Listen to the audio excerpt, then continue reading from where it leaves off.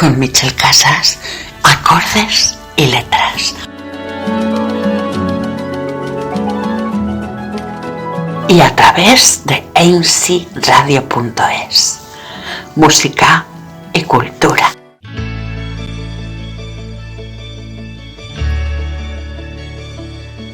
Bienvenidos a este tiempo de radio, repleto de música y de cultura. ¿Cómo estamos? En nombre de los equipos técnico y de producción, el saludo fuerte de Michel Casas. En nuestro programa de hoy tenemos 5 temas apasionantes.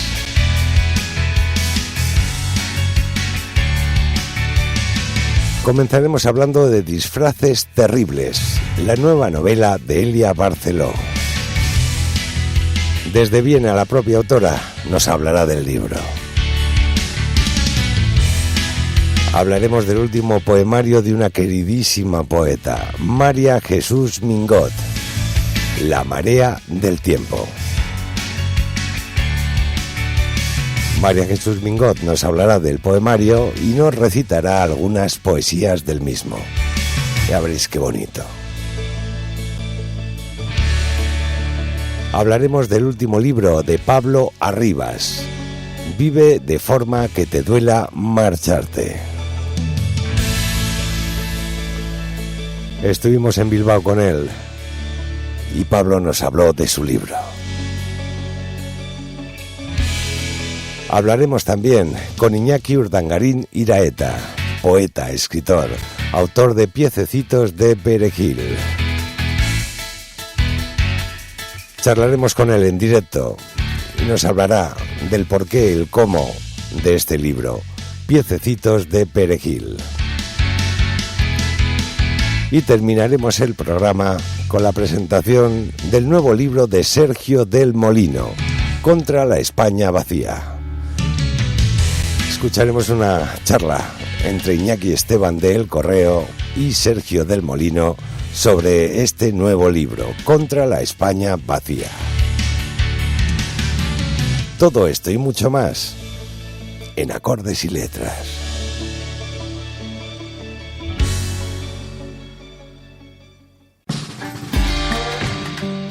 En plena noche, el nuevo libro de Miquel Santiago. La novela en realidad comienza en plena noche, por eso le hemos puesto este título, una noche de 1999. Un grupo que se llama Los de Abruac, que son de este pequeño pueblo de la costa vizcaína, están tocando un concierto muy importante. Ha venido un productor de Madrid a verles, a ver cómo de buenos son, ¿no? Y entonces todo sale mal, el productor les dice que nada, les da calabazas, menos a uno. La banda se enfada, todos salen disparados y Diego, que es el protagonista, que además es el cantante y el compositor de The Abruac, pues se enfada también con su novia. Tienen una discusión, Lorea coge su moto, su Vespino, se hunde en la noche de Illumbe, de las carreteras sinuosas de Illumbe, y desaparece para siempre.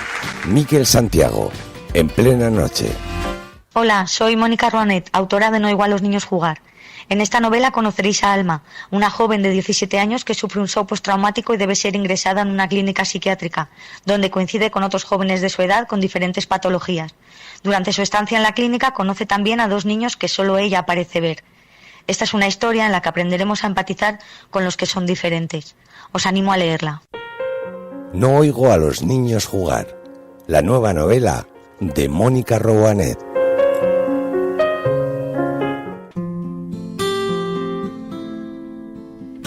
Acordes y letras.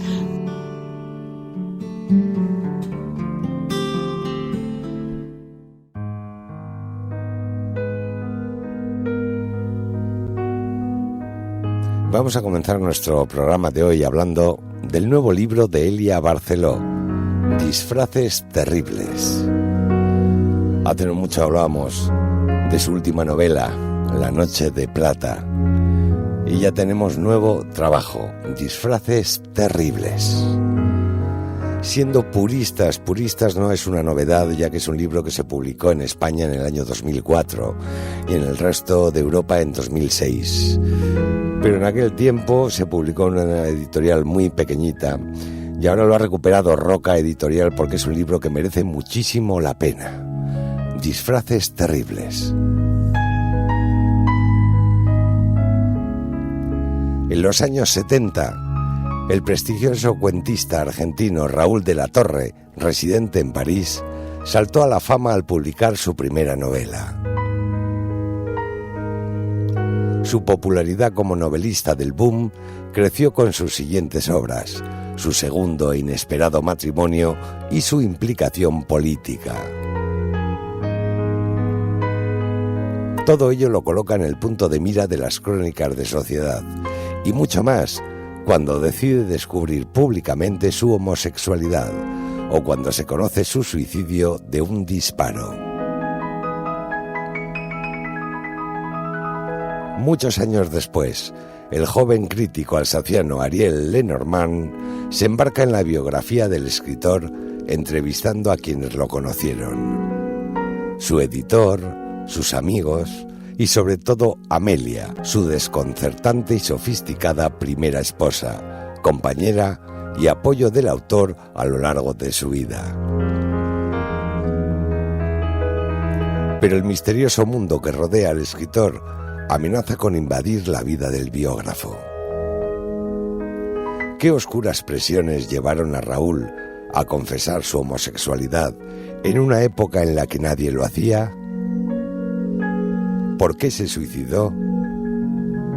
¿Cuál es el terrible misterio que esconde su obra novelística? ¿Por qué mienten los testigos después de tantos años?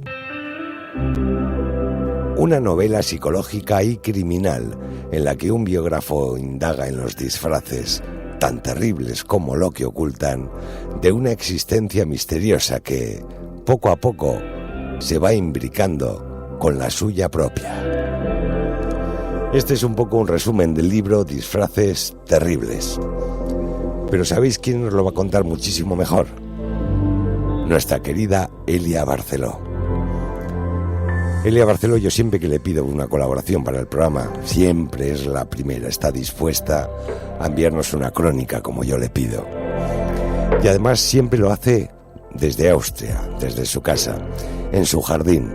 Yo quiero que escuchéis de fondo esos pajaritos que acompañan siempre las crónicas de Elia Barceló. Disfraces terribles.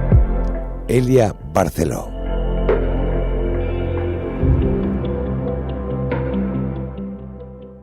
Hola, soy Elia Barceló y hoy quería hablaros de la novela que acaba de salir, Disfraces terribles. En sentido estricto no es una novedad, porque esta novela ya salió en España en 2004 y en Alemania y otros países en traducción en 2006. Lo curioso fue que en otros países tuvo muchísimo éxito, funcionó de maravilla, encontró muchos lectores y sin embargo en España, pues seguramente porque la publiqué en una editorial pequeña de Madrid que no tenía medios para hacer grandes campañas publicitarias, pues no llegó a tanta gente como me habría gustado. Ahora he tenido la suerte de que mi editorial, Roca, ha decidido reeditarla con una cubierta preciosa en una edición muy bonita. Y para mí es una inmensa alegría porque Disfraces terribles significa mucho para mí. Es una de mis historias favoritas y es una historia a la que de verdad le tengo un enorme cariño y con la que disfruté muchísimo escribiéndola. Es una historia en la que repaso, digamos, algunos de los temas que son habituales en mí. Los lectores y lectoras que hayan leído algo mío se darán cuenta enseguida. Hablo, por ejemplo, de lo difícil que es intentar reconstruir la figura de una persona que ya murió, que ya no está entre nosotros. Tengo también una protagonista femenina maravillosa, una mujer de poco más de 60 años, con un carácter increíble.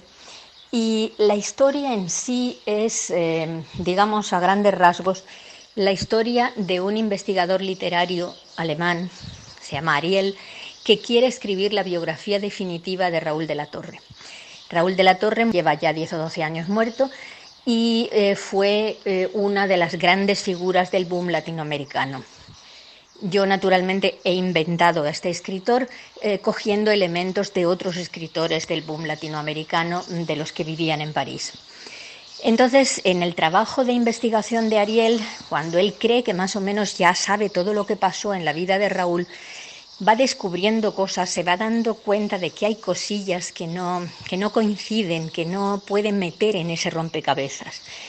Tiene muchas entrevistas con el editor de Raúl, que además era uno de sus mejores amigos, también con la primera mujer de Raúl, que es esta misteriosa Amelia de la que os hablaba, y poco a poco se va implicando cada vez más tiene la sensación de que se convierte en una obsesión, ese periplo por la vida del pasado. En la vida de Raúl termina su vida con un suicidio, que nadie se explica exactamente por qué. En su vida hay también la muerte de su segunda esposa, que tampoco quedó demasiado clara.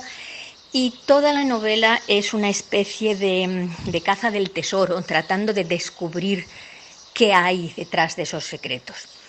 Es también una novela muy lúdica, en la que juego mucho con anagramas, con palíndromos, con ese tipo de juegos de palabras que le gustaban, por ejemplo, a Julio Cortázar. Es una novela que sinceramente le recomiendo a cualquiera que quiera pasar un par de días agradables viviendo en el París de los años 60, 70 y del 2000, fuera de todo, tratando de entender lo que oculta una vida. Es una novela muy, muy literaria y muy lúdica, que creo que os hará pasar muy buen rato. Pues eso es todo. Me gustaría tener la ocasión de hablar con vosotros, con los que hayáis leído esta novela, y ahora cuando terminemos esta cosa horrible de la pandemia, a lo mejor podemos volver a hacer clubs de lectura y a encontrarnos y a hablar de libros, de lo que nos apasiona. Muchas gracias.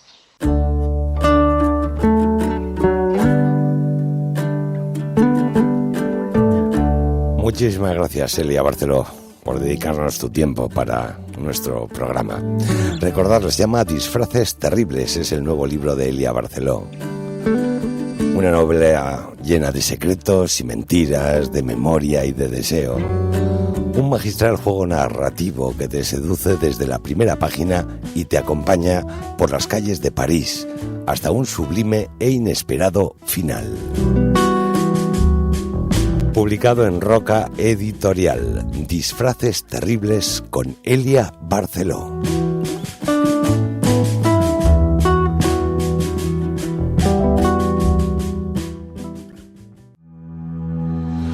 Mi nombre es Homero. He cruzado los Pirineos a pie con 15 años camino del exilio. He crecido huérfano en las calles de Barcelona y he rozado la muerte en las cárceles del Uruguay. He bebido con Hemingway, he saludado a Hitler y he hecho el amor en el coche de Franco. He empuñado el cuchillo de toro sentado. He estado donde muere el viento y he dormido entre tesoros perdidos. He silenciado el molino y me ha besado la bella Dorita. Me han fusilado. He robado y he matado. Y me he enamorado 3 veces. Las 3 de la misma mujer. Esta es mi historia. Esta es mi odisea. La memoria eres tú. Albert Bertrand. Hola amigos, soy Javier Castillo y quiero animaros a descubrir mi nueva novela, El juego del alma. El juego del alma arranca en 2011 con una chica crucificada que aparece en una nave abandonada de un suburbio a las afueras de Nueva York. Paralelamente, Miren Trix, una periodista de investigación del Manhattan Press, recibe un extraño sobre en el que encuentra una Polaroid de una chica amordazada en el interior de una camioneta. A partir de ahí, se intentan conectar ambas historias y se debe descubrir si todo está conectado o si es fruto de la omnipresente casualidad. Con Michel Casas. Acordes y letras. Música y cultura.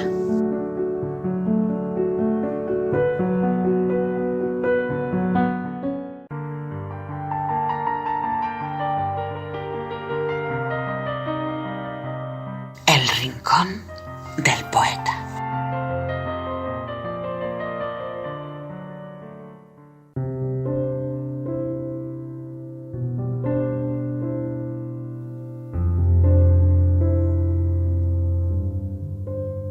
Comparte conmigo el pan y moja con tus labios mi corteza hasta que en ti se funda. Vacíame de todo lo que no seas tú.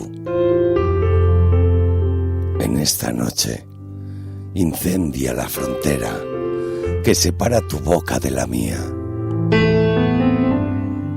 Haz de los dos el fuego y la saliva y el barro de uno solo. Convierte en luz la muerte que albergamos.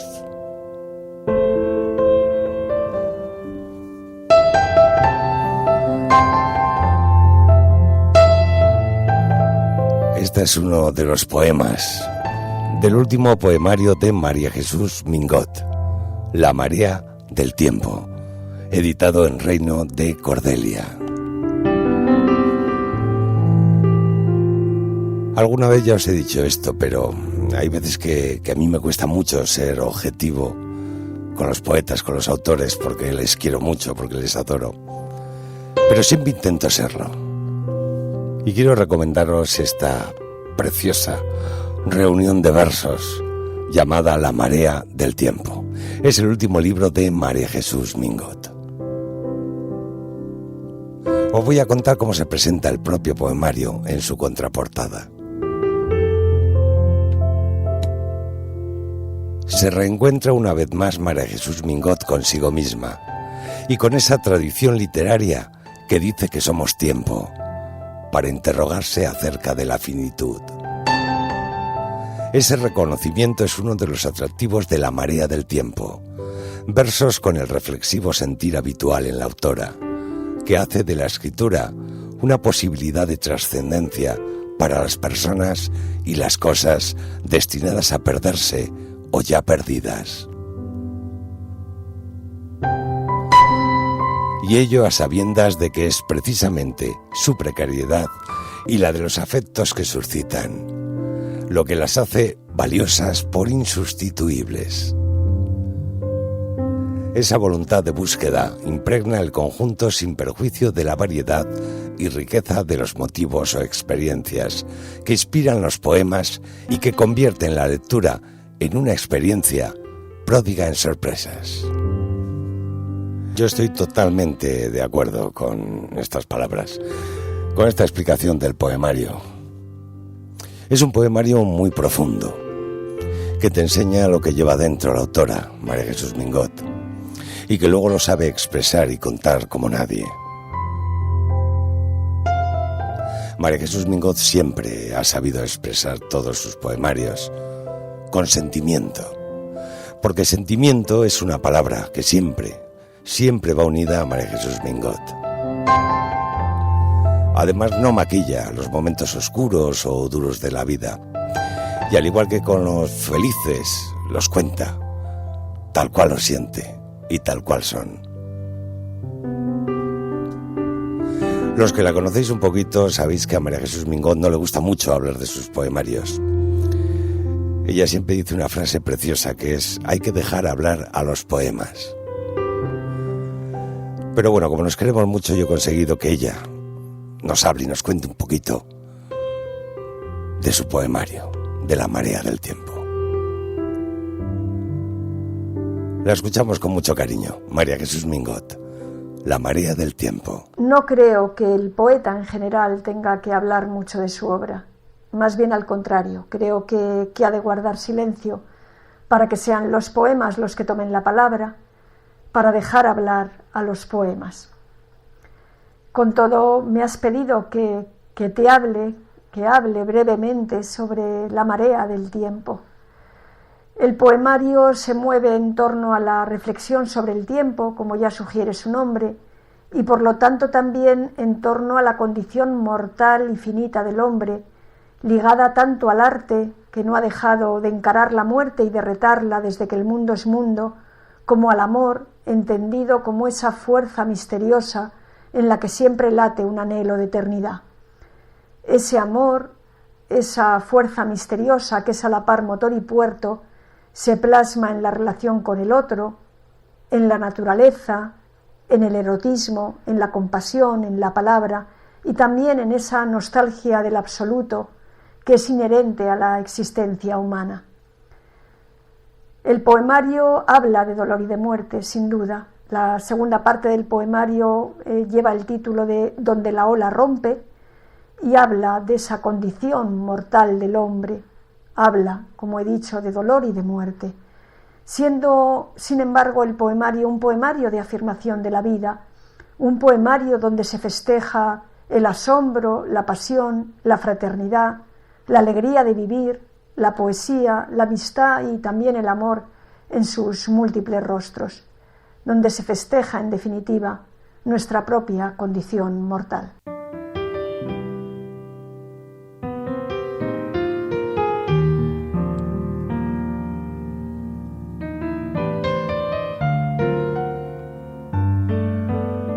Desvanecerme así, con el sencillo gesto con el que cae la hoja, sin ajuste de cuentas, sin resquemor que quiebre la placidez del pájaro que regresa a su nido o lo abandona,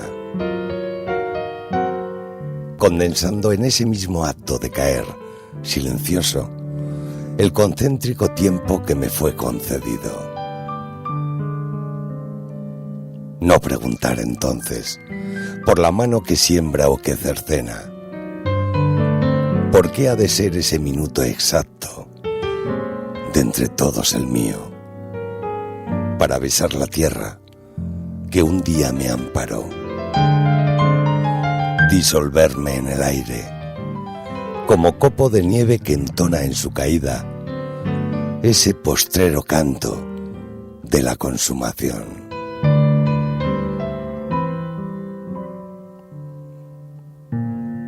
Esto es Consumación, otro de los poemas de esta Marea del Tiempo de María Jesús Mingot.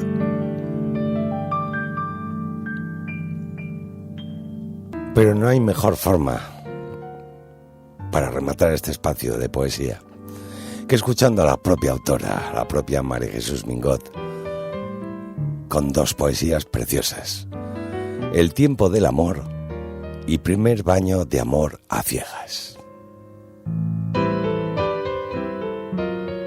Escuchamos a María Jesús Mingot.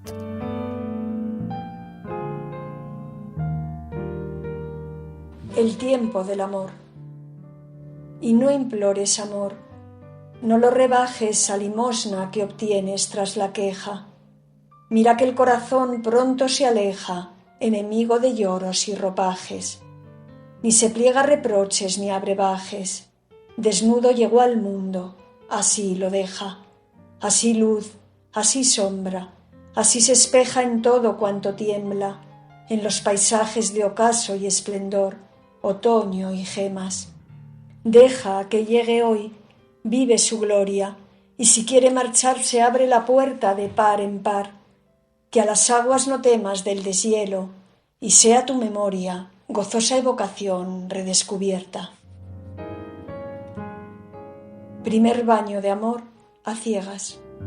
En esa playa bosquejaba el perfil de la felicidad con el dedo. Cada trazo era un fragmento de sueño que flotaba. Yo pintaba en el agua mi deseo de ti. Mezclaba los colores silvanando una ola, ovillando la espuma de tu pelo. Sin saber que eras tú, me llevaba las manos a la boca y chupaba, y dejaba mi rastro de saliva en los poros de agua de tu piel. Yo pintaba en el agua mi deseo, inadvertido aún, pero ya anticipado en una lengua que musitaba versos a la orilla, premonitorios lirios del mañana. Y luego, sin dudarlo, acudí a tu encuentro, y me bañaba, y me perdía en ti.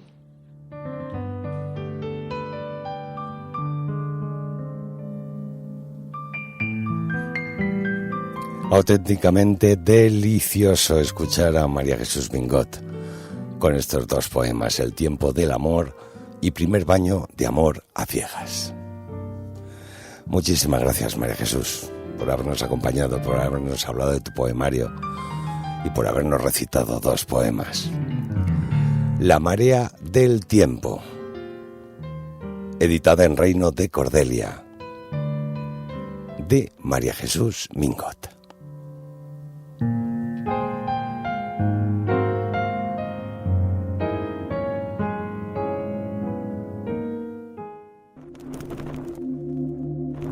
Costa da Morte es el último lugar de Europa en el que se pone el sol, el último sitio del continente en el que hay luz. Ocurre en Cabo Touriñán y solo 2 meses, entre el 14 de marzo y el 24 de abril, y entre el 18 de agosto y el 19 de septiembre, y se debe al cambio del eje de rotación de la Tierra respecto al Sol. Aquí se plantaron los romanos, bajo el mando de Décimo Junio Bruto, tras recorrer toda la costa del océano. Vieron desde el monte del Cabo Finisterre, horrorizados, cómo el sol se caía al mar poco a poco hasta ser tragado por él, y dedujeron que no había más mundo que el lugar en el que estaban, que más allá, donde el sol había desaparecido, se precipitarían desde el mar al abismo. Una chica misteriosa. Un caso abierto. Un verano de hace 25 años que aún no terminó. Miss Marte, el nuevo libro de Manuel Javois. Con Michel Casas. Acordes y letras.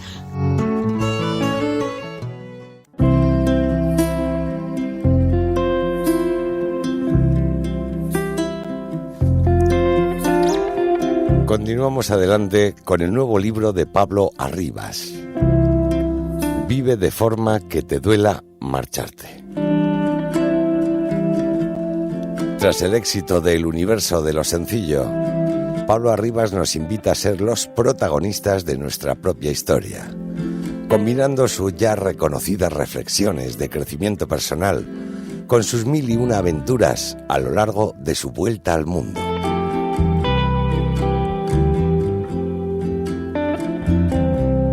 En una sociedad que evita el dolor y la incomodidad, es necesaria una llamada a la valentía. El miedo, la decepción o la tristeza no son los opuestos al amor, la ilusión o la alegría. Si queremos aspirar a los puntos dorados de la vida, hemos de estar dispuestos también a caer y sentir el desaliento de los puntos de sutura. La alternativa es la zona media, ese espacio donde, por evitar la herida, cerramos las puertas a los momentos más extraordinarios. Mucha gente la elige. Vive de forma que te duela marcharte es una filosofía de vida valiente que nos acerca a los sueños y a las conexiones profundas a través de la implicación, la autenticidad y el coraje. La recompensa, sentir que, a pesar de las heridas, nuestra existencia ha valido la pena.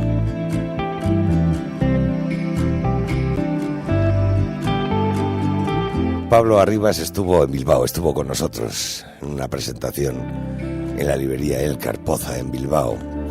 Y he de deciros que es un hombre encantador. Tuvimos ocasión de charlar amplia y tranquilamente en privado. Es un hombre sencillo, humilde, pero que tiene las cosas muy claras. Ha vivido una serie de experiencias a lo largo de su vida y quiere transmitírnoslas a los demás. Vamos a escuchar a Pablo Arribas. Vive de forma que te duela marcharte. Hola, yo soy Pablo Arribas y quiero mandar un saludo enorme a todos los oyentes de Acordes y Letras y anunciaros que acabo de sacar un nuevo libro que se llama Vive de forma que te duela marcharte, que tiene por subtítulo, fijaos, una filosofía de vida valiente para dar la vuelta a tu mundo. ¿Y por qué? Porque a lo largo de 3 años he estado viajando por todos los rincones del mundo, di una vuelta al mundo completa, seguí adelante por muchísimos países hasta que, bueno, la pandemia llegó Y como resultado de estos viajes, pues salió esta obra, Vive de forma que te duela marcharte, que no es un libro de viajes, sin embargo sí que está vestido de ellos, sino que es un libro de desarrollo personal para llegar a ser personas más valientes. ¿Cómo lo hacemos? Bueno, pues los aprendizajes me han llevado a 3 pilares fundamentales, que son autenticidad, implicación y coraje. Cada vez que nos atrevemos a ser de verdad, se abren las puertas de las conexiones profundas, se abren las puertas del amor y de la vida que queremos para perseguir nuestros sueños. Cada vez que nos implicamos y nos erigimos como protagonistas de nuestra historia, abrimos la puerta a la gratitud, al uso de la vida y a la alegría de vivir. Y cada vez que apostamos por el coraje, abrimos la puerta a todo lo que hay más allá del miedo. Fijaos qué bonito.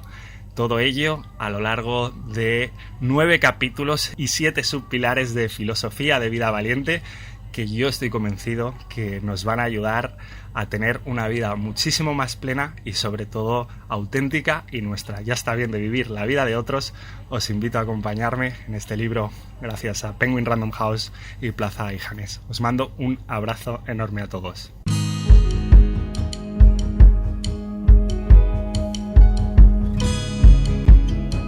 Muchísimas gracias, Pablo, por tus palabras. Yo quiero leeros el prólogo del libro. No quiero destriparlo, pero sí un prólogo que me ha parecido precioso, que os puede dar una idea exactamente de qué es este libro. Un prólogo escrito por Ana Albiol, @blog Ana Albiol.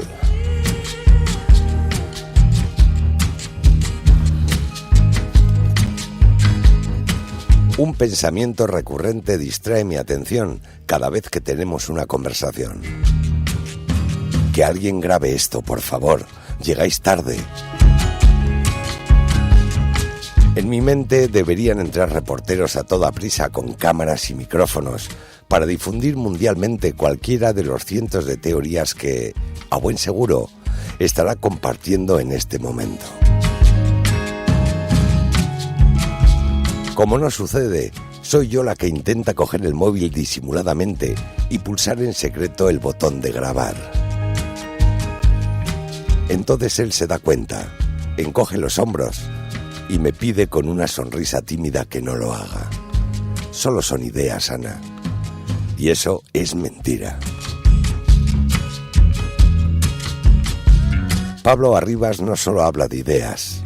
Es cierto que es en la búsqueda de estas donde empieza el viaje, pero con su don para el análisis y la reflexión, junto con su conocimiento, pasión, sabiduría, visión y ganas de crecer, es capaz de llevarlas a otro nivel. Es capaz de convertirlas en teorías que él mismo cuestionará y pondrá a prueba a través de su experiencia para, una vez verificadas, conectarlas entre sí con maestría, dando lugar a una filosofía completa. Y eso se llama arte. Y hablando de teorías, después de pasar un año de mi vida muy cerca de él, yo también tengo una. El alma de este joven y apuesto viajero es más vieja que Matusalén. Y su misión por estos lares es de las gordas.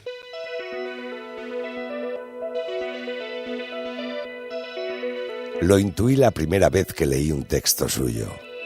Por aquel entonces, estaba paralizada por el miedo que me producía saber que ya no era la persona que siempre fui. Quería una vida diferente, pero no era capaz de dar el salto necesario para soltar mi caduco pasado. Sus palabras me sacudieron y acabaron mostrándome el camino de vuelta a casa. Y ahí es donde reside la valentía para perseguir tus sueños, la fuerza para levantarte tras las caídas y el convencimiento de que, como él dice, mereces hacer lo que amas. Pablo me cambió la vida. Lo confirmé la primera vez que hablamos en persona, y la segunda, y todas las siguientes. Cuando comprobé que lo que se ve a través de la pantalla no es sino la punta del iceberg. Cuando me contagió de su bondad, ilusión y constante alegría. O me veo arrastrada por su carisma para seguir apostando por la vida que sueño. Confirmo mi teoría cuando, después de escucharle, quiero ser mejor persona. Y cuando me hace cuestionar todo aquello que he dado por sentado para entender que puedo inventarme mi propia forma de pensar, sentir y vivir. Lo que tienes entre las manos es mucho más que bonitas e inspiradoras palabras conectadas entre sí. Esto, más que un libro, es una apuesta al todo. Porque así se vive en el mundo de los valientes al que Pablo pertenece. Todo o nada. Él no hace las cosas a medias. Y no es que no sepa, todos sabemos, es que no quiere. No concibe crear sin poner todo su corazón, dedicación y esfuerzo en ello, así como tampoco desaprovechará su oportunidad de dejar belleza en el mundo. Estás a punto de adentrarte en un proyecto de 3 años de búsqueda, descubrimiento e inspiración, que ha culminado con la materialización de esta filosofía de vida valiente. Y mi mayor deseo es que, tras leerlo, empieces a tomar decisiones. La decisión de seguir aspirando al amor verdadero, de sostener la mirada ante el dolor, de mostrar tu verdad, de soltar lo que pesa, de sentir orgullo por el pasado, de rodearte de aquellos que creen en ti y de jugar con el regalo de la vida. Deseo que decidas vivir una vida en la que te duela marcharte.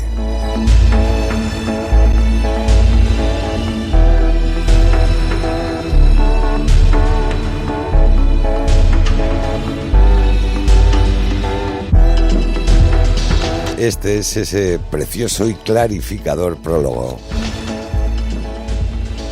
escrito por Ana Albiol, y que resume muy bien esa filosofía de vida de Pablo Arribas. De verdad, un hombre que merece la pena conocer. Tenéis oportunidad de alguna presentación, de estar con él, de hablar con él, de verle, de escucharle, no la perdéis. De momento tenéis este libro, Vive de forma que te duela marcharte, de Pablo Arribas.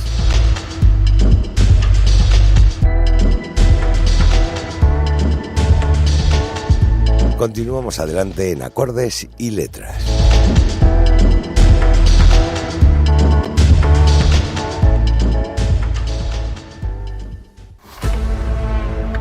Una terrible amenaza flota sobre la ciudad de Hondarribia. Un asesino se oculta a la vista de todo un pueblo. Feroz, brutal, manipulador. La venganza se acerca. El odio es el enemigo más peligroso. Ivonne Martín regresa con un thriller impecable. La hora de las gaviotas. Ivonne Martín. Con Michel Casas. Acordes y letras. Música y cultura.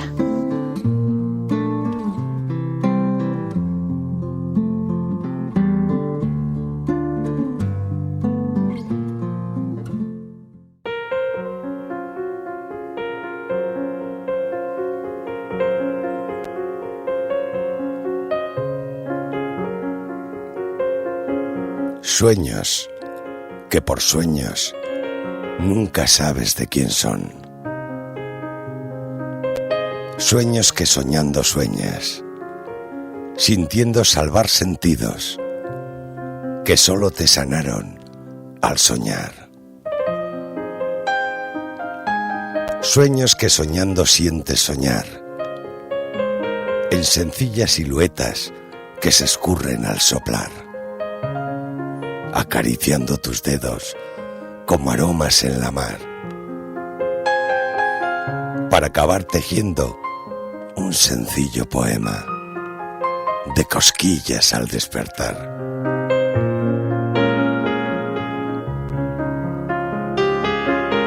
Esto es Sueños, apenas una página de las más de 150 del libro Piececitos de Perejil de Iñaki Urdangarín Iraeta.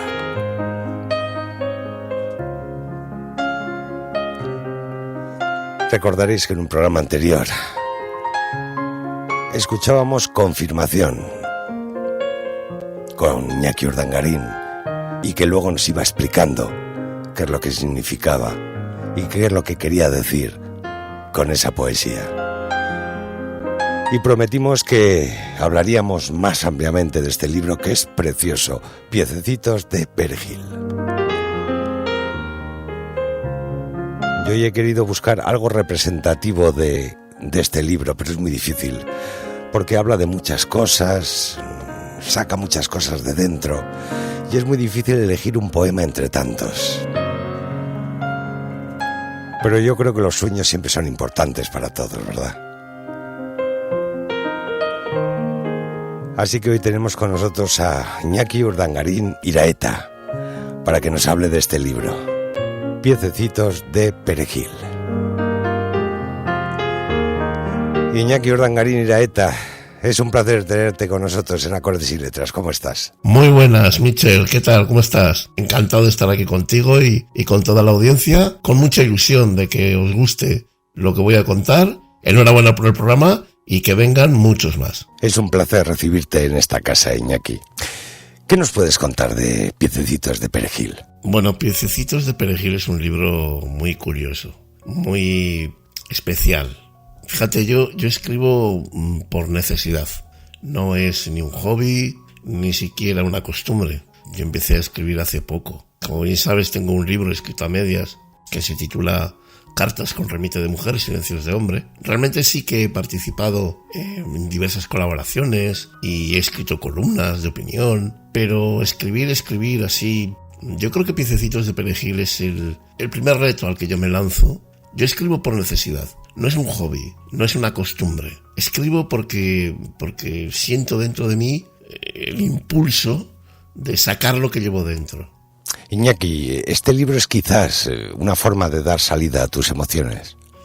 Yo creo que es una especie de camino que he encontrado gracias a la escritura para poder mantener una constante entrada y salida de emociones en mi interior. Al final no es más que una herramienta que yo utilizo para poder fluir por dentro, porque creo que muchas veces se nos atascan muchas experiencias, muchas emociones y no les hacemos el caso suficiente, o yo no les he hecho el caso suficiente, y gracias a la escritura he podido encontrar la manera de que todo eso que me sobraba, entre comillas, encontrará su sitio luego, y para mí es algo fantástico. Entonces, Piececitos de Perejil nace de esa necesidad, nace de ese impulso que siento muchas veces y que, bueno, pues que de alguna manera marca mi devenir los últimos 10, 12 años de vida, ¿no? ¿Cuánto tiempo te ha llevado a escribir todos estos poemas? Bueno, los poemas que componen este libro son poemas que yo he ido escribiendo a lo largo de 12 años. ¿Pero los escribías con la idea de publicarlos algún día?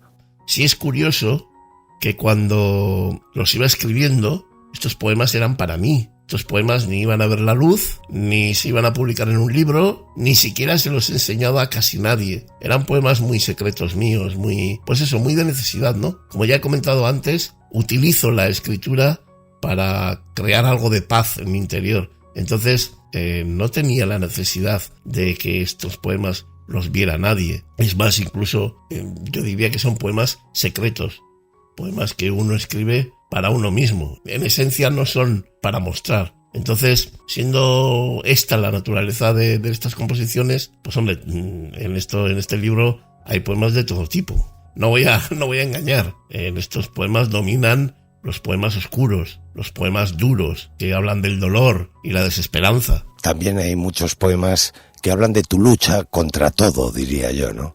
También hay muchos poemas de lucha constante, de una lucha que nace desde la esencia, aun cuando se sepa que no se va a vencer. Yo creo que esa es una de mis cartas de presentación, ¿no? La lucha constante, la lucha siempre contra algo, aun incluso cuando sabes que es imposible que tú conquistes la victoria. Yo estoy de acuerdo contigo, Iñaki, hay que luchar siempre, aunque no se consiga la victoria, ¿verdad? Yo creo que hay veces que un ser humano tiene que pelear sin tener en mente la victoria, sin tener como meta, bueno, pues el vencer en la batalla. Creo que hay circunstancias y momentos en los que uno debe de pelear porque debe de pelear, no porque consiga algo, no porque eso te lleve a dar unos réditos. No, yo creo que la guerra constante en la vida, yo creo que es palpable, ¿no? Es una prueba que hay. La propia naturaleza es pura guerra, pura batalla. Y yo creo que la vida del ser humano no cambia tanto de la naturaleza. Totalmente de acuerdo contigo, Iñaki. En Piececitos de Perejil también hay poemas dedicados a la naturaleza, por ejemplo, ¿no? Y a personas que han sido importantes en tu vida, por decirlo de alguna manera, ¿no? Hay poemas dedicados a la naturaleza, a la admiración de las rapaces, a la cetrería. No sé, yo creo que es un compendio, ¿no? de muchas cosas que forman parte de mí. Como hay poemas dedicados también a personas en concreto que han tenido un papel pues decisivo en mi vida, que me han reconstruido, que me han mostrado mundos creíbles. Hay muchos tipos de poemas porque durante 12 años ha habido muchos tipos de momentos. Incluso hay poemas al día a día, a la rutina, incluso a esos pasajes mediocres que todos tenemos en nuestras vidas y que a mí me cuesta tanto manejarme en ellos, ¿no? Y hay poemas a la dificultad emocional de ciertas cosas que son habituales y repetitivas. Y bueno, y que a mí, de verdad, que yo creo que me agujerean el depósito de la ilusión. Pues también hay poemas para eso, ¿no? ¿Sobre qué temática en concreto vertebraste este libro? Si hablamos de temas que vertebren el libro, yo creo que hay dos temas que son fundamentales, que son el amor y la soledad. Yo creo que todos los poemas tienen, el que más o el que menos, alguna unión con el amor o con la soledad o con los dos a la vez. Yo creo que es el gran motor de este libro, el amor y la soledad. Sin duda el amor está muy presente en este libro, pero no solo el amor de pareja, ¿verdad? Amor de todo tipo también, no solamente el de pareja, pero sí que es cierto que el de pareja es el que más intensidad le mete al libro. Y también mucha soledad no buscada, ¿verdad? Normalmente la soledad no elegida, la soledad obligada, la soledad sufrida. Yo creo que ese amor que en ocasiones, o incluso casi siempre, puede convertirse en desamor, y esa soledad obligada, esa soledad que podríamos definir incluso como enfermedad, son los grandes motores de este libro. Al final es de lo que yo cojeo, del amor y de la soledad. Supongo que como muchísima otra gente. Yo en eso no soy especial, ni soy único, ¿no? Yo creo que es un tema recurrente desde el amanecer de los tiempos.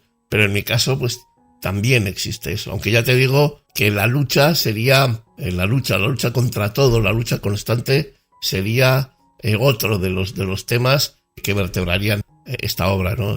Fíjate, el amor y la soledad a veces son opuestas, pero en ocasiones una es fruto de la otra. Y la lucha tanto puede estar en el amor como en la soledad. Entonces, al final, es un triunvirato que de vez en cuando se convierte en uno mismo. Es como con la idea de Dios, ¿no? Que son tres partes, pero que de repente son una. Bueno, pues a mí en este libro me pasa algo parecido.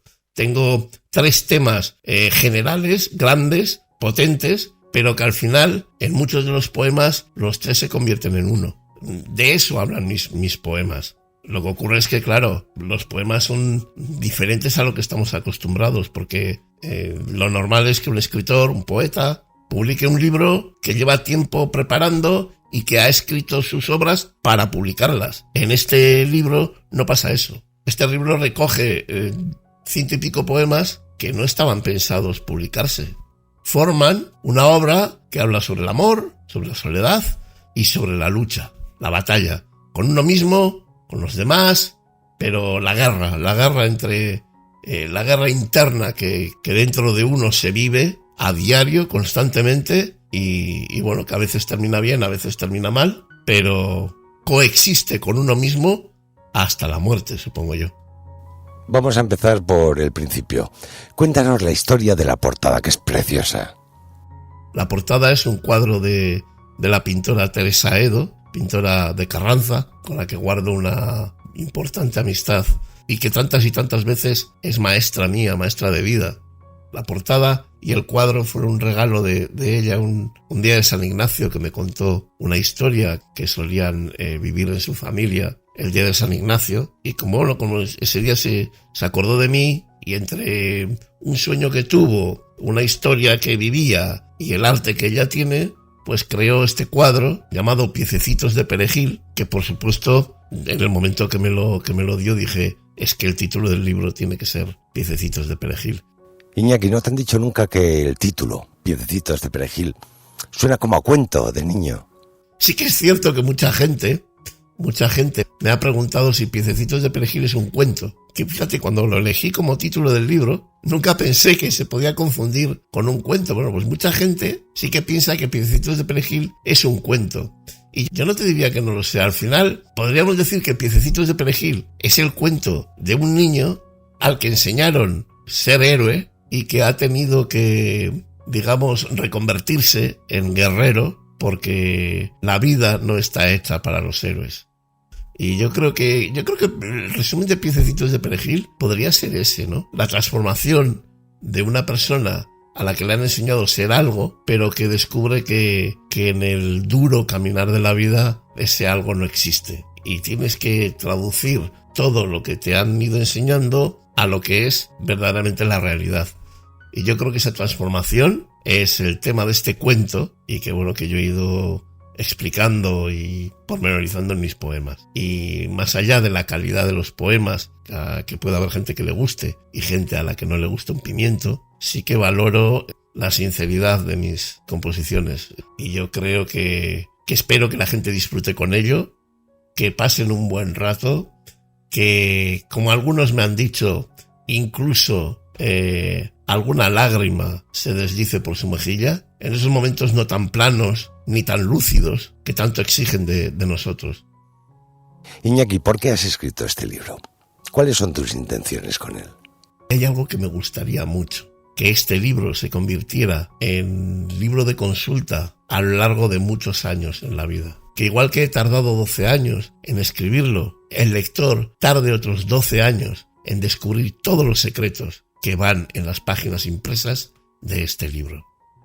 Iñaki, este libro lo has publicado en Agalir Ediciones y con Agurchane Estrada como editora, casi nada, ¿no?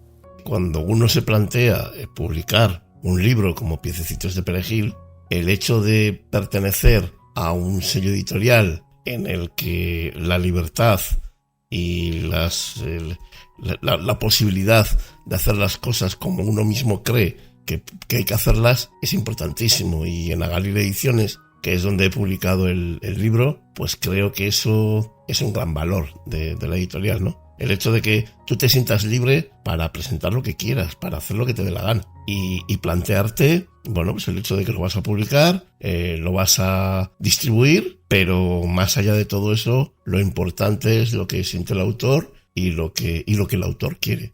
Y yo creo que tener a Agalir y sobre todo tener a Agurchane, bueno, pues como editora, pues es fantástico porque, a ver, este libro es mío. Y lo he hecho yo, y lo he hecho como yo he querido, desde la primera página a la última, pasando por las solapas, la portada, la contraportada, absolutamente todo. Claro, pero es que estamos hablando de Agurchane Estrada, una gran escritora y poeta. También recordarán nuestros oyentes que hablábamos hace muy poco de su libro Ecos de Realidad, una auténtica maravilla, ¿no? Y es una mujer además con mucha sensibilidad, pero además con muchos conocimientos de edición.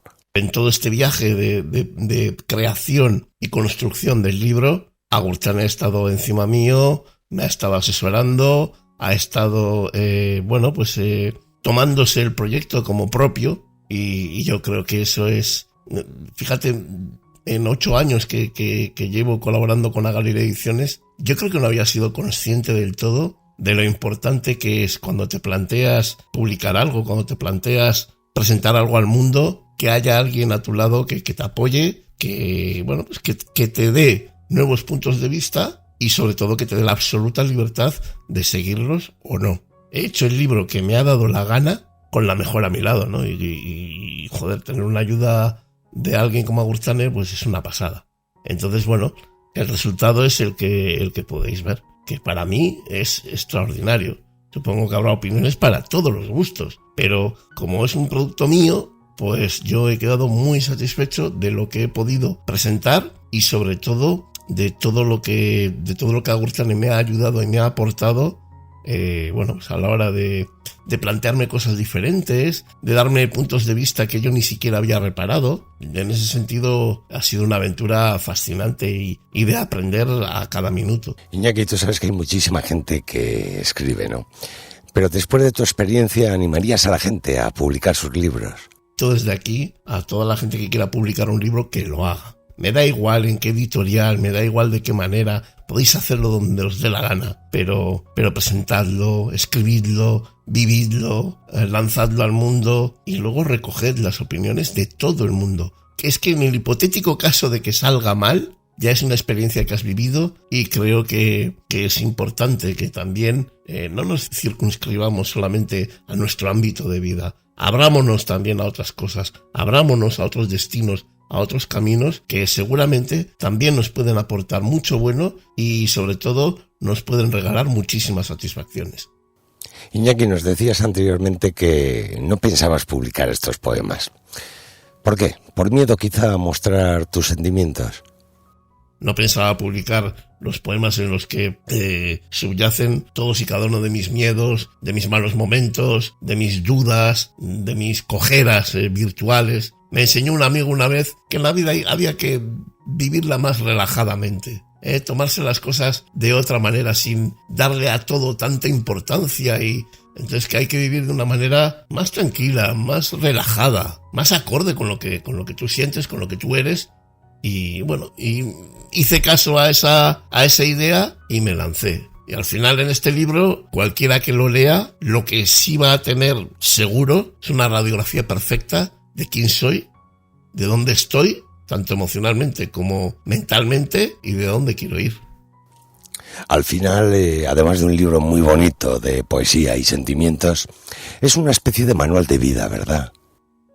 Al final he intentado crear una especie de manual. De poema en poema pueda obtener herramientas que le sirvan para, para en un momento dado difícil y tortuoso poder tener una ayuda, poder tener algo en lo que basarse y no sentirse tan solo. Yo no intento tampoco crear cátedra con esto, Esta es mi manera de sobrevivir a las cosas. Si de mi manera de sobrevivir a las cosas hay algo que sirva a otros para poder seguir adelante en un momento especialmente duro, pues para mí sería un verdadero regalo.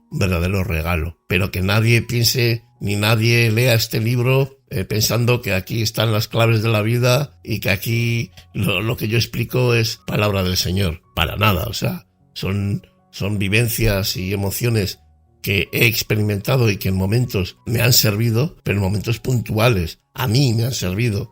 Quizás a otros pues no les pueda servir de la misma manera, pero sí que me gustaría que este libro sirviera para la gente, ¿no? Para sentirse mejor, para tener más esperanza. Sobre todo, mira, hay algo que me gusta mucho, que a mí me suele ayudar también. Y es que cuando yo veo que alguien teóricamente, y digo teóricamente porque uno nunca sabe qué es mejor ni peor en la vida, pero cuando uno teóricamente ve a alguien que está peor que uno mismo y es capaz de hacer, de conquistar grandes logros, grandes metas, uno se siente muy bien y se siente capaz de poder lograr lo que él ha logrado estando peor que uno mismo. Esa complicidad que nace entre las dos personas, eso es mágico y yo creo que por ahí puedo hacer que la gente se sienta mejor al leer este libro y que encuentren el camino que ellos necesitan o que les gustaría tener para continuar disfrutando, sufriendo, peleando en esta batalla que se llama vida. Al final, yo creo que si hay algo que merece la pena es pelear en la vida, luchar, enfrentarte a lo que te duele, a lo que te quieren robar, a enfrentarte a lo que quieres, a lo que deseas, pero solo por el hecho de luchar, de ser contrincante de las dificultades, no sé, yo creo que merece la pena vivir, merece la pena continuar, merece la pena seguir cosechando batallas, como en la escritura. Cada derrota te desnuda de excesos. Totalmente de acuerdo contigo, Iñaki. A pesar de las dificultades, de las piedras en el camino, vivir merece la pena. Iñaki, ha sido un placer tenerte con nosotros en este programa.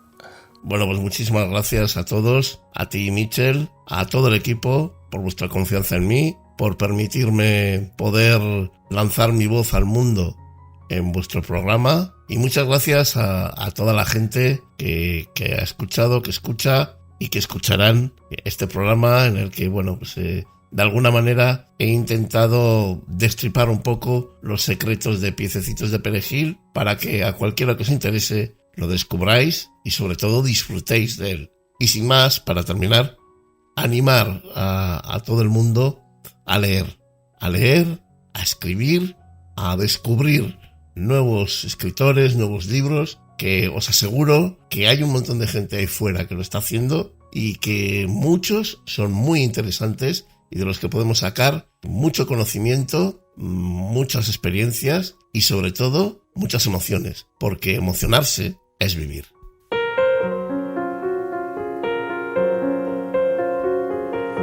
Muchas gracias, Iñaki. Este es Iñaki Urdangarín Iraeta, poeta y escritor, aunque él nunca se lo llame, y sobre todo un gran ser humano y comunicador como no hay muchos. Piececitos de Perejil se llama su nuevo libro, de Agalir Ediciones, no lo olvidéis. Merece mucho la pena.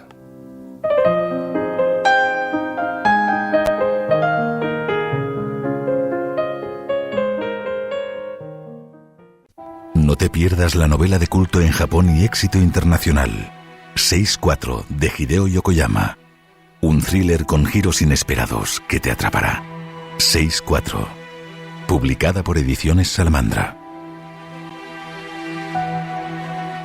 Vive el fenómeno que ha enganchado a más de 1 millón de lectores. Tras el éxito de Reina Roja y Loba Negra, llega la novela más esperada, Rey Blanco, por el autor más vendido en la historia del thriller español, Juan Gómez Jurado. Rey Blanco, publicada por Ediciones B. Catalina es una actriz frustrada que no ha tenido suerte a la hora de alcanzar sus sueños. Miquel es un famoso y relevante artista con un bloqueo creativo. Catalina busca el amor, el fuego y la pasión. Miquel, la inspiración, el éxito y la soledad. Pero cuando sus caminos se cruzan, ella tendrá que interpretar el papel de su vida. Él volverá a crear y ambos descubrirán el arte de engañar al karma. El nuevo libro de Elizabeth Benavent, El arte de engañar al karma. ¿Y tú? ¿Te atreverías a desafiar las leyes del karma? Nunca se ha escrito una novela erótica como esta. Zorras, de Noemí Casquet, te empodera y te enseña a explotar de placer. Llega la trilogía erótica de las mujeres libres. ¿Estás preparada para unirte al club de las zorras? Zorras, publicada por Ediciones B. Contra la España vacía, pues es un libro que está ahora mismo generando bastante ruido, lo cual, pues en fin, creo que siempre es bueno y siempre es de agradecer. Y es un ensayo que no es una refutación de mi libro anterior, aunque sí que retoma muchos de los elementos que yo consideraba esenciales en la España vacía y que estaban recogidos sobre todo en el último capítulo, que se titulaba Una patria imaginaria. Sabéis, de entre la infinidad de debates y de la infinidad de hilos que salieron de aquella España vacía, hay uno fundamentalmente político que a mí me interesaba especialmente y que tiene que ver con el deseo de usar esos caminos de ida y vuelta, esas relaciones emocionales que hay entre el campo y la ciudad como una posible vía de cohesión de España, ¿no? Es un retrato de España. Aquí intento volver otra vez, insistir sobre ese retrato de España, sobre dar una serie de vueltas más a la política, a la cultura, pero a la España de hoy, a la España de los últimos 5 años, de lo que ha sucedido desde que se publicó La España vacía, que han pasado solo 5 años, pero parece que han pasado 50, han pasado tantísimas cosas, hay tantísimos elementos nuevos en el tablero de juego y se han transformado el debate y se ha ido hacia tantos sitios y en tantas direcciones que creo que era el momento de sentarme un poco, ordenar todas esas reflexiones y generar colocarlas en forma de un ensayo literario que, como todos los míos, pues a pesar de que este tiene un sesgo político más marcado o más claro, más evidente, ¿no? en la superficie y no en el fondo, también vuelve a recurrir pues al hilo autobiográfico, en fin, me vuelvo a exponer en mil facetas y vuelvo a intentar llevar la discusión al mayor número de sitios posibles y sobre todo intentar sorprender, intentar iluminar algunas zonas que generalmente pues suelen pasar desapercibidas o suelen estar más oscurecidas. Quería agradeceros la acogida que está teniendo el libro, esa segunda edición que ya está ahí y bueno y ponerme humildemente a vuestra disposición. Muchísimas gracias. Con estas palabras nos resumía Sergio del Molino su nuevo libro, Contra la España vacía. En su publicación, La España vacía sorprendió por su inusual mezcla de géneros. Libros de viajes, ensayo literario, novela, crónica social. Y se ha convertido ya en un clásico reciente sobre la mirada de un escritor a su país.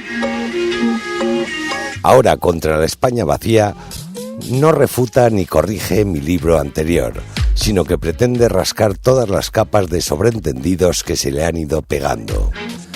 Este ejercicio me lleva inevitablemente de vuelta a España. ¿A qué diablos es este país? ¿Y por qué es importante seguir doblando las esquinas del mapa? Leer este libro inclasificable, que nos habla también de banderas y partidos, equivale a dar un largo paseo charlando con decenas de escritores, cuyas ideas recoge Sergio del Molino mientras viaja por un país que nadie ha contado como él. Y quisimos saber más, y estuvimos con él. Sergio del Molino presentó en la Biblioteca de Bidebarrieta de Bilbao Contra la España vacía. Una charla acompañado con el periodista Iñaki Esteban de El Correo.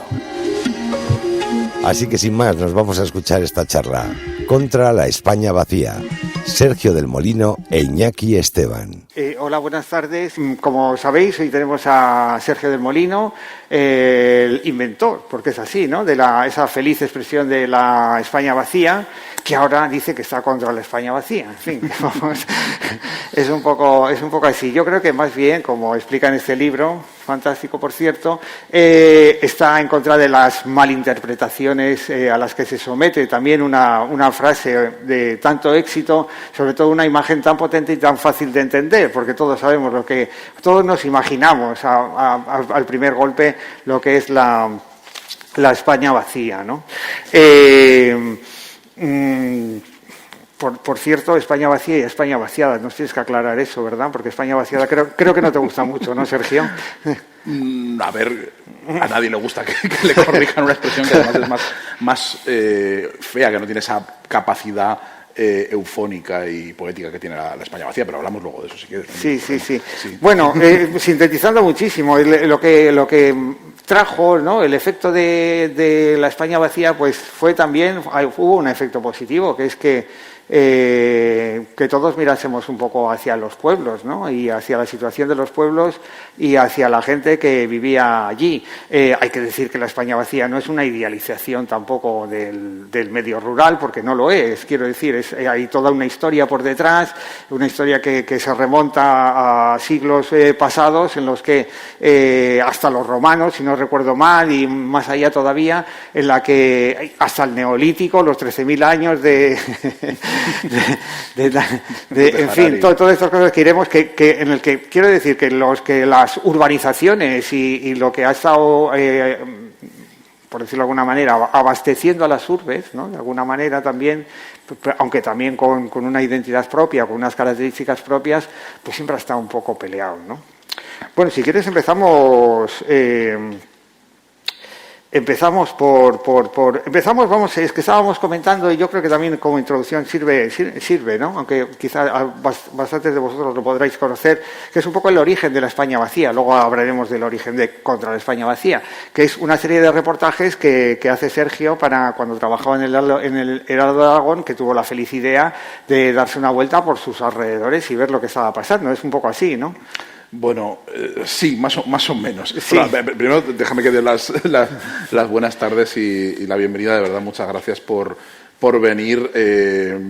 Veis que esto recuperó la actividad con un recital de Mikel Erenchun y hoy sigue conmigo, con lo cual la decadencia va... No, que ahora estamos mejor. Vamos cuesta abajo, evidentemente. No digas Así que os quería agradecer que estéis aquí, a Iñaki y, por supuesto, al Correo por organizar este acto. Eso es. Y, a ver, el origen de la España vacía, sí, son muchas cosas, ¿no?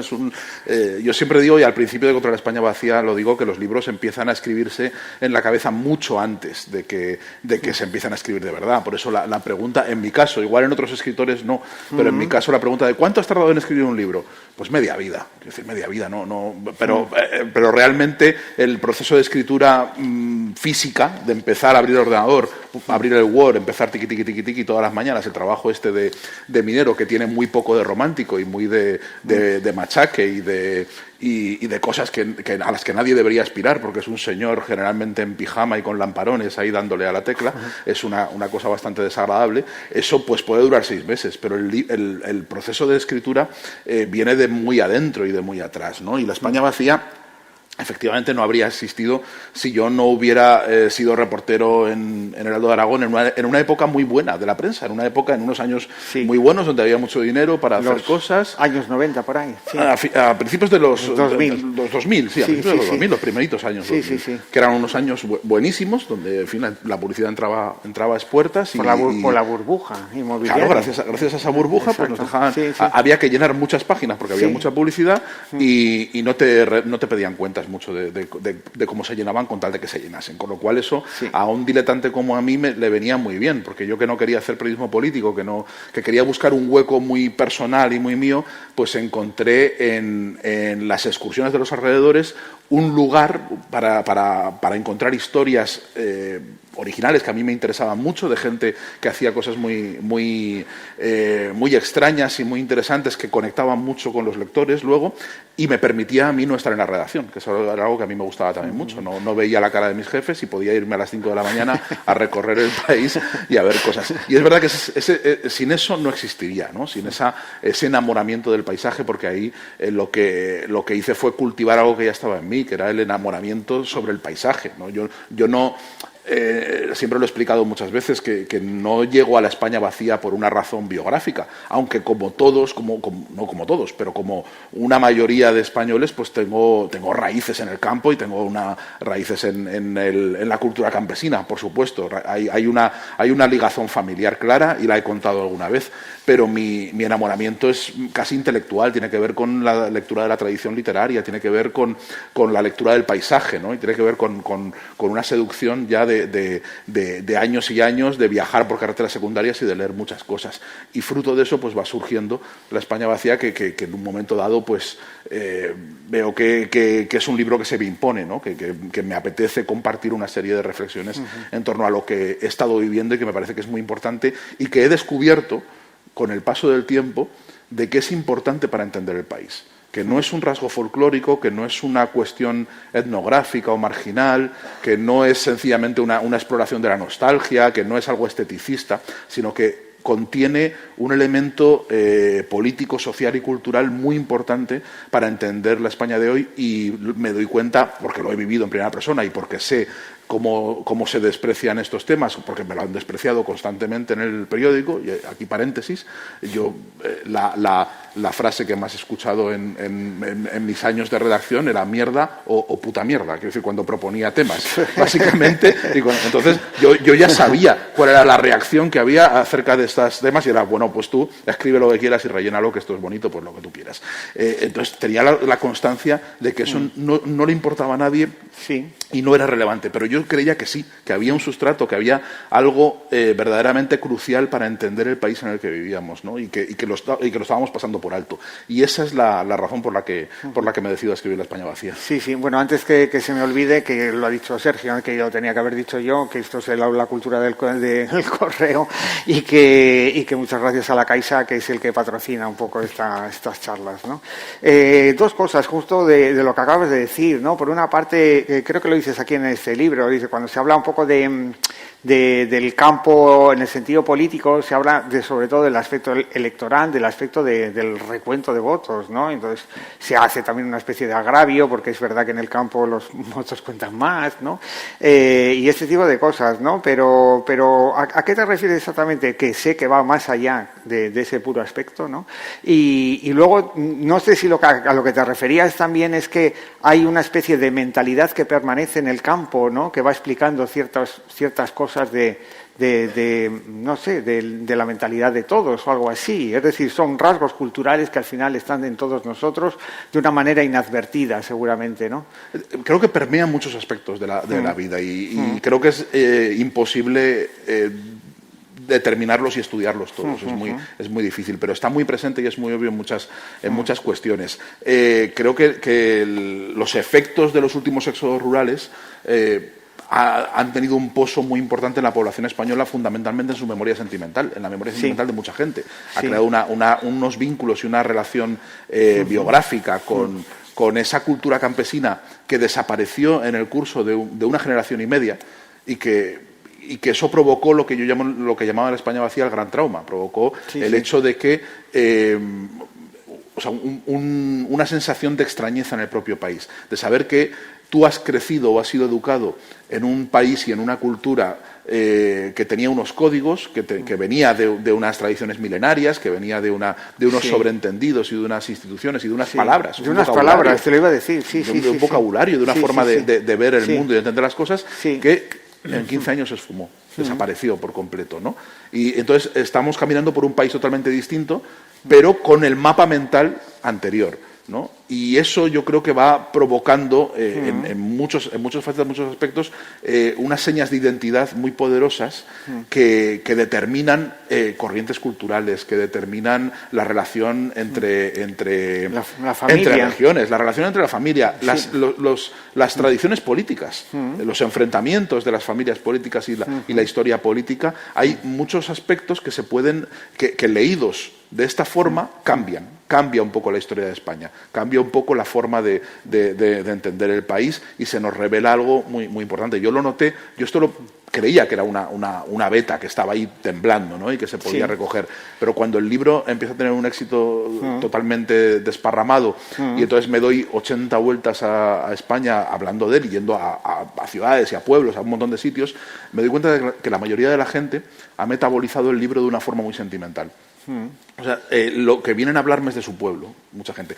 Sea su pueblo real, o el pueblo de sus abuelos, o el pueblo que abandonaron, un pueblo mítico. O el pueblo que pasaban los veranos y lo típico, totalmente, ¿no? un pueblo mental. Muchas veces es un pueblo espacio mental, ¿no? Sí. Y había veces que algunos cónclaves se convertían casi en una terapia de grupo. O sea, yo veía que había una especie de sacar adelante algo, de verbalizar algo que era muy importante y que al leer el libro se sintieron refrendados en esa importancia, como si sintieran que esa seña de identidad tan poderosa para mucha gente no se pudiera manifestar, no se pudiera compartir, porque en realidad era una chorrada, ¿no? Porque era una cosa que como no estaba en ningún sitio, no se podía, o solo estaba en alguna literatura, o en algún cine, o en alguna cosa de forma muy nostálgica, muy intimista, no tenía relevancia pública, ¿no? Y haber dicho, coño, si esta experiencia es importante y define mi país.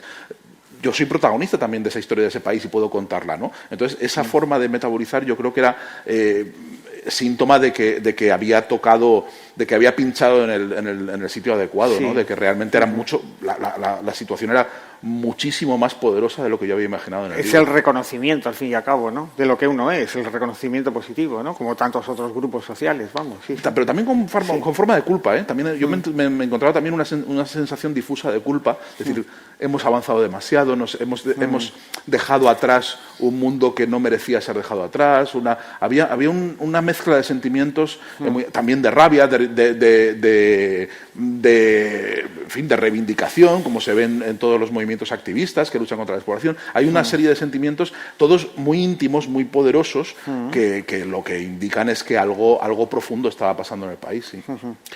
Y eso, digamos que también forma una especie de patrimonio común, ¿no? O sea, lo que tú... A eso voy, a eso iba. Por eso el último capítulo de La España vacía se titulaba Una patria imaginada. Sí. Y ahí lo que proponía es donde estaba la propuesta más política del libro, pero paradójicamente, y de ahí viene la raíz por la que escribo contra la España vacía, paradójicamente se entiende como la más literaria, como un brindis al sol, como algo que no entra dentro de todos los debates. Cuando se habla de la España vacía se habla de muchas cuestiones muy terrenales, de que hay de lo mío, de ponme el tren en no sé dónde, ponme el hospital, lo de Internet y tal, que lo de Internet, la banda ancha, el tal, no sé, que está muy bien, y evidentemente forma parte del debate, pero para mí el sustrato político de la propuesta tenía mucho más que ver con aprovechar esos caminos de ida y vuelta, el hecho de que tantísimos españoles compartan unas coordenadas biográficas muy parecidas que les permiten dialogar y darse cuenta de lo iguales que eran unos y otros, y eso ha sido de lo más bonito de ver de nuestros 5 años cuando ha emergido este movimiento más asociativo y más vindicativo y político de la España vacía, aunque en las banderas ponga vaciada y demás, es ver cómo gente de Lugo y de Jaén, que en teoría, según nos enseñan en los manuales escolares, viven a eones culturales de distancia y que no deberían ni siquiera entender las palabras que dice el uno y el otro, y que tienen culturas totalmente distintas en esta España tan plural, donde en cada 50 kilómetros cambia la cultura. Se identifican mucho porque, a pesar de que las causas de la despoblación sean distintas en los sitios, a pesar de que el mapa económico sea distinto, la cultura, todo cambie, se sienten partes de un mismo territorio abandonado, de una misma historia desgraciada, y eso ha creado una especie de comunidad dentro de esa España vacía, ¿no? Una comunidad de darse cuenta de que en realidad somos todos bastante iguales, ¿no? Somos todos bastante parecidos y podemos hablar de nuestros problemas de una forma mucho más fácil de como nos han dicho o como nos han transmitido. ¿No? Sí, y esa parte común es la que tú propones incorporar a un relato, ¿no? Más grande. A eso iba. Eso era la parte que contaba en La España vacía, que podíamos aprovechar la ausencia en ese momento, estamos hablando del año 2016 cuando se publica el libro, la ausencia en ese momento de un nacionalismo español fuerte, y por nacionalismo yo entiendo un movimiento, o sea, porque podemos decir, sí, hay gente que es muy patriota o hay gente que tal, todo lo que tú quieras, pero yo el nacionalismo lo entiendo como un movimiento político consciente, organizado y que quiere tomar el poder, quiero decir, o que ocupa puestos de poder, ¿no? Y eso es y un movimiento activista y que transforma la sociedad. O sea, el hecho de que alguien celebre el gol de Iniesta no es nacionalismo, quiero decir, es otra cosa. O sea, pero que luego un partido político se funde sobre las emociones del gol de Iniesta, sí es nacionalismo. Es decir, no sé si entiende la porque la sutileza. Patrimonializa un sentimiento común, ¿no? Es un poco eso. Lo privatiza, por decirlo así, ¿no? Claro, sí, entonces yo decía, qué suerte tenemos en España de ser el único gran país de Europa occidental donde la bandera del nacional no está en la sopa. La bandera nacional solo está en los ayuntamientos y en los balcones y demás, ¿no? No es un elemento que esté en los logotipos de las empresas ni nada, como ves el resto de banderas. Aprovechemos ese vacío simbólico, aprovechemos ese desprestigio que los símbolos nacionales españoles tienen para crear otro tipo de vínculos, porque para mí yo creo que la comunidad política española tiene sentido y tiene una defensa desde un punto de vista democrático, pero las comunidades nacionales no existen si no hay vínculos sentimentales entre ellos. Entonces vamos a buscar esos vínculos, y uno de esos posibles vínculos yo proponía que era eso. Dicho lo cual, a partir de aquí, esto lo planteo en 2016. Desde entonces, en 2021, ha sucedido una paradoja con esa propuesta, que por supuesto a nadie le importa. Quiero decir, esa es la parte que nadie se leyó del libro. Esa es la parte que se saltaron, ¿no? Básicamente, que era lo que a mí más me interesaba. Sucede que, por un lado, esa propuesta se vuelve totalmente inviable, inútil, porque en esos 5 años ha emergido un partido de extrema derecha nacionalista que acapara esos símbolos y que hace que sean inviables usarlos para cualquier otra cosa que no sea para ellos mismos, ¿no? Es un elemento de distorsión absoluto que invalida. Y al mismo tiempo, una propuesta así se hace todavía más importante o más crucial en el momento en el que la democracia liberal, no solo en España, en todo el mundo occidental, está siendo apedreada desde muchos sitios, ¿no? Está siendo golpeada por muchos lugares y necesitamos relatos así. Ese nos sirve, pero habrá que buscar otro, habrá que buscar alguna forma de que todos nos importe un poco estar juntos y que entendamos y busquemos argumentos, más allá de la razón, argumentos verdaderamente propios de nuestra identidad para luchar y mantener esta democracia que tenemos.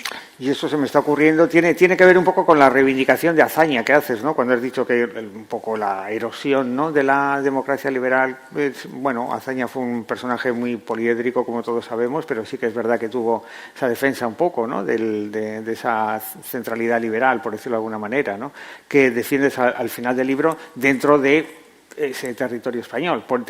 Supongo que por ahí va, ¿no?, esa reivindicación, Sergio. Sí, es buscar la reivindicación de la figura de Azaña. Al final es un esfuerzo por buscar referentes históricos de gente con la que nos podemos identificar fácilmente una gran mayoría. Y Azaña tiene una virtud y se ha demostrado. En 2020 se conmemoraron el 80 aniversario de su muerte, desgraciadísima, en Montauban.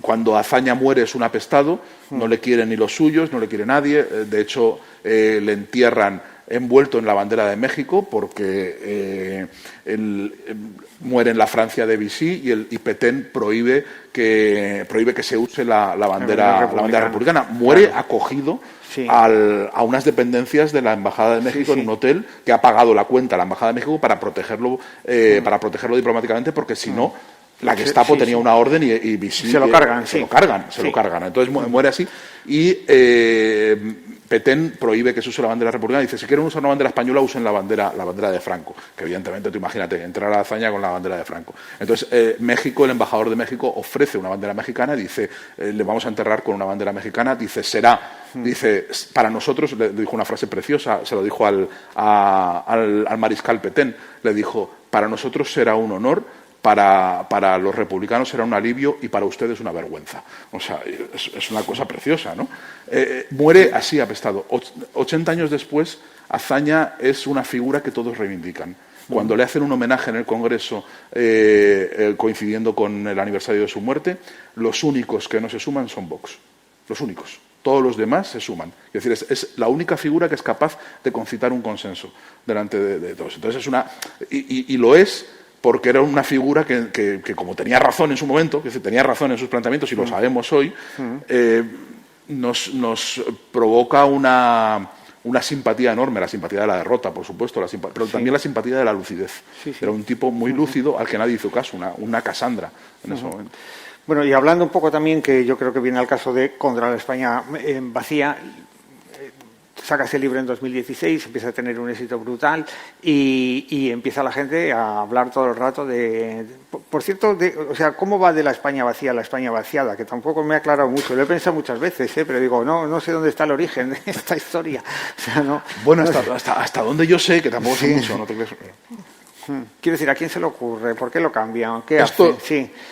Hasta donde yo sé cómo esto surge a muy finales de 2018, el libro es de 2016, empieza la expresión La España vacía se empieza a convertir en expresión de uso común enseguida, y eso lo rastreaba mucho la editorial con los dosieres de prensa. Yo tengo un dossier de prensa enorme donde todos los días había una cita de alguien, alguien decía, se vuelve una expresión de uso común desvinculada de mí. Es decir, la mayoría de la gente que la usaba no sabía que yo existía, ni sabía nada del libro.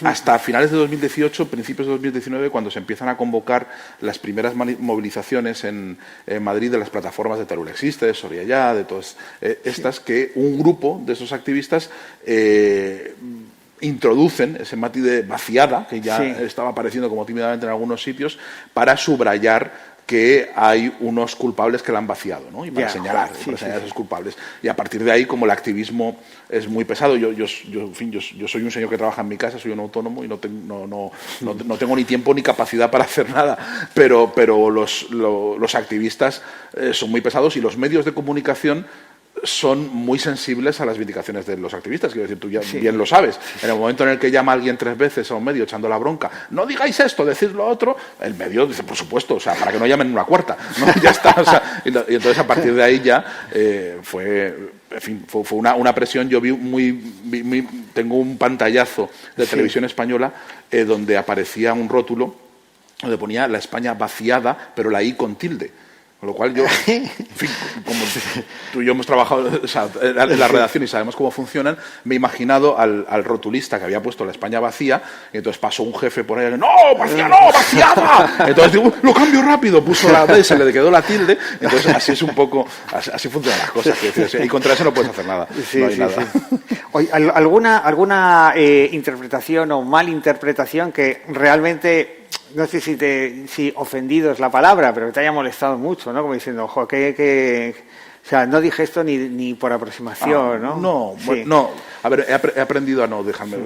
A mí se me atribuyen muchas cosas, pero eso es normal. Es decir, en cuanto hay alguien que destaca, hay un libro que funciona y alguien que yo tengo presencia y tengo voz, pues se me atribuyen muchas cosas que no he dicho ni he escrito, y vivimos en la época del bulo. Pero es que contra eso no puedes luchar. Es decir, me daba mucha rabia al principio, intentaba a veces incluso mediar y decir, no, pero dígame dónde he dicho eso, búscamela. Pero es que da igual, da igual. Si dicen que has dicho algo, va a salir por ahí y tú no puedes hacer nada, porque tampoco vas a querellarte ni vas a hacer nada. Con lo cual he aprendido a dejarlo estar por completo. No hay nada así especialmente grave, son cuestiones de detalle, ¿no? Infundios y cosas que dices, bueno, pues qué necesidad. Y corren muy, muy fácilmente en estos tiempos. No, a mí, como mar de fondo, lo que me ha dado más pena, más que me haya enfadado o que me haya provocado, me ha dado pena que un debate que creo que empezó siendo rico y que prometía una discusión nacional muy interesante, al final fue patrimonializado por una porción de activistas y por unos pocos políticos, y se quedó en un eslogan. Que está muy bien, que funciona muy bien para los movimientos que quieren que funcione, pero que ha dejado atrás todo aquello que prometía esa riqueza y esa discusión matizada que podíamos haber tenido sobre una cuestión que es inabordable. Es inabordable de alguna manera esa discusión sí que se ha trasplanteado a algo que tú abordas, ¿no? En este libro de Contra la España vaciada, que es el tema, por ejemplo, de vaciada, he dicho, ¿ves? Has dicho vaciada. No me digas eso. Es que me contagio, no puede ser. Claro. Bueno, perdón. No, te preguntas, dice, la emigración a las ciudades del campo es parecida en otros países europeos y en el mundo. O sea, te pregunta a ver si es tan acusada como en España, en otros países. Entiendo que el éxodo rural, ¿no? Sí, el éxodo rural, eso es. Es un fenómeno universal, universal, por supuesto. La rareza de España es que el último éxodo rural fue un poco más tardío que en otros países, y con unos efectos más evidentes producidos en más corto plazo, ¿no? Más visibles, ¿no? Que son el fenómeno más visible. Bueno, visibles han sido todos. Lo que pasa es que el grueso de los éxodos rurales sucede en un momento de industrialización más temprana en otros lugares, y en España estamos hablando de los años 60 hasta mediados de los 70. En esa década del 59 al 75 es cuando se produce el gran grueso del último éxodo rural. No es el primero, ni mucho menos. O sea, es la culminación de una serie de éxodos rurales que empezaron ya a manifestarse desde el siglo XVIII, ¿no? Pero que en España tiene por un lado esa variante, esa rareza, que es un poco más tardía. Tiene la rareza de que se produce, este último éxodo rural se produce bajo una dictadura, con lo cual se produce con unas condiciones que no dan lugar a un debate público, que no dan lugar a una reflexión ni a una reacción política. De hecho, las pocas reacciones culturales que hay se acallan tajantemente, y está la película Surcos, que es una reacción muy temprana a ese éxodo rural, y es censurada o acallada, censurada no, pero acallada sí. Y la otra cuestión es que la propia estructura del país, España era un país más pobre, más atrasado, mucho más agrícola, con un sustrato agrícola mucho más rudimentario, o sea, mucho más con un campesinado mucho más pobre, mucho más frágil que el francés, por ejemplo. Que el francés, por supuesto, ¿no? Y con un campo mucho más débil, con mucho menos peso social y político que en otros países. Esas son las rarezas, ¿no? Pero el fenómeno es universal en todo el mundo occidental, por supuesto. Dice que la campaña madrileña, supongo que la campaña política madrileña o electoral, ¿no?, pivotó con éxito por parte del PP, en el que el deseo natural de cualquiera sería precisamente en concentrarse en la urbe. Nadie replicó ni contestó. Pero es que yo creo que era una butat. No se replicó ni se contestó porque no hubo campaña electoral. Quiero decir, lo que hubo fue una serie de butats y ya está. Esto se va a saber en el éxito de lo de la ex y ese tipo de cosas, pero luego la paradoja y además, como se sabe, Ayuso ha arrasado, evidentemente, el mapa electoral es difícil de cuadrar, pero el granero de votos del PP en Madrid está en la periferia urbana de Madrid, es decir, y en unas ciudades que han crecido con un tipo de urbanismo que no es precisamente el que propicia esas ciudades donde tú vas al encuentro y donde no te vas a encontrar con tu ex en un bar ni ese tipo de cosas, sino al revés, lugares más parecidos a un pueblo. Un pueblo grande. Sí, un pueblo grande. Sí, lugares con urbanizaciones, lugares más o menos cerrados, apartados, que no se parecen mucho a esa idea sublimada de la ciudad que está que es la que vemos en cuanto salimos aquí a la calle y la que está en el centro de Madrid, ¿no? Luego preguntan, ¿cuál sería su referente internacional en el que fijarse o imitar para atajar o minimizar el problema señalado, en último lugar, de la decadencia de las capitales de provincia? ¿Quizá Alemania? Sí, Alemania es un ejemplo. Lo que pasa es que Alemania es que ya venía con la red hecha. Quiero decir, Alemania es un país compuesto por muchos centros de ciudades, no es un país donde esté todo concentrado en una ciudad, ¿no? Le pasa lo mismo a Italia. Italia es un país donde las ciudades tienen mucha importancia y es una red de ciudades donde no hay. Está Milán, que surge, y está Roma como centro político, pero realmente hay muchos centros dentro es la idiosincrasia de los otros países. Nosotros tiramos más al modelo francés y al modelo británico, ¿no? Donde y todavía no estamos ahí, quiero decir, todavía no estamos en el grado de centralismo de Francia con la macro París y luego el resto, o Londres, que es un grado de hipercentralismo tremendo, pero la tendencia es esa, es muy difícil que se rompa esa tendencia, porque fíjate, ni el Estado de las Autonomías ha creado muchos centros políticos, muchos y ha descentralizado verdaderamente muchísimo el poder político, pero no el poder económico y no el poder cultural ni social, ¿no? Eso cada vez se está concentrando más en Madrid. Y el deseo de los jóvenes de marcharse, sobre todo. Bueno, si no tenéis ninguna... sí, hay una pregunta más. Hay dos. Vale. Bueno, pues con esto ya tendríamos. El concepto de aldea global, ¿cómo lo encajamos en tu pensamiento? Dice. Y la ciudad agropolitana como necesaria de la aldea un tanto cosmopolita, ¿no? No sé si... Bueno, lo de la aldea global, bueno... La aldea global es un concepto de Marshall McLuhan, es el concepto del mundo interconectado en el que estamos. Creo que vivimos en él, quiero decir, eso es una realidad, ¿no? Cuando la formuló McLuhan creo que era una idea más a futuro, y creo que ahora mismo vivimos ya en esa aldea global, no vivimos totalmente.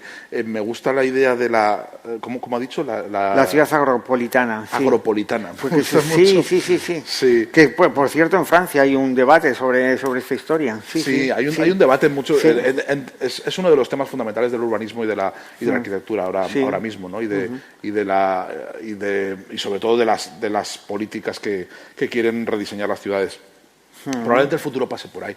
Es decir, y creo que vamos más o menos a ello conforme ya se han dado muchos pasos. Ya el hecho de ir expulsando los coches de las ciudades, el hecho de hacer unas ciudades cada vez más peatonales, más amables, creo que la tendencia es a confundir el paisaje urbano con el rural. Y a mí no me extrañaría, de verdad, tal y como van las cosas y cómo van las políticas de planificación, que poco a poco veamos algunas estampas que yo vi de niño, que yo llegué a acompañar a mi madre a comprar leche a una vaquería que estaba en una ciudad, que tenían el establo en la ciudad y nos llevaba la leche fresca. No me parecería extraño que hubiera granjas, explotaciones en el centro de las ciudades y que haya también una transformación de la forma de consumir alimentos. De meter el campo en la ciudad. Claro, que es lo que se está hablando en Francia ahora, que hay proyectos ya. Hay muchos, es una de las grandes preocupaciones, una de las grandes tendencias urbanísticas. En París. Y creo que buena parte de las políticas urbanísticas más avanzadas van en ese sentido, ¿no? Y ojalá, o sea, yo creo que eso sería lo ideal, ¿no? Crear una ciudad-pueblo, una ciudad donde todas esas actividades agrarias y ganaderas se integraran dentro de la ciudad, ¿no? Claro. Que eso sí.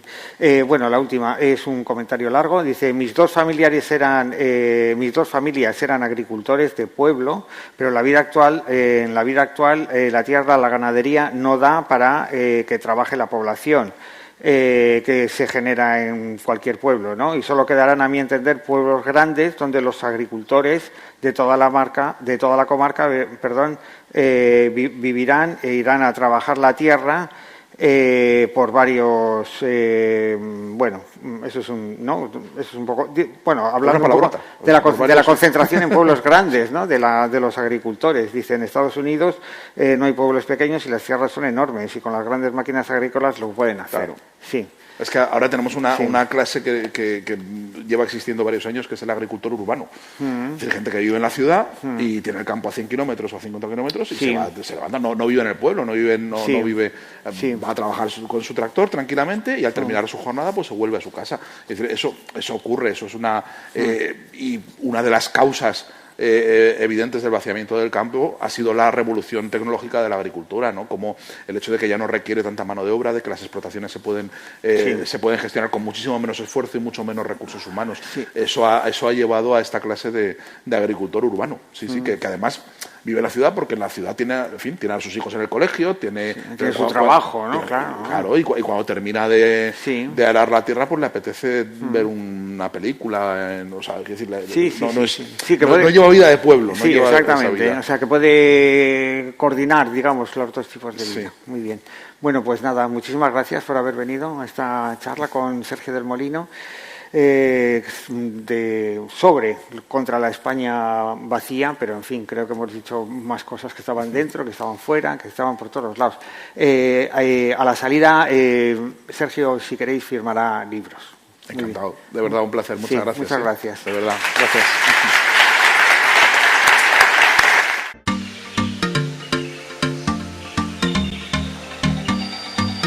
Y esto ha sido todo por hoy en Acordes y Letras. Espero que hayáis disfrutado de todos los invitados que hemos tenido en el programa de hoy. Y lo dicho, en nombre de todo el equipo de producción y en nombre de todo el equipo técnico, el saludo fuerte de Michel Casas. Gracias y hasta pronto.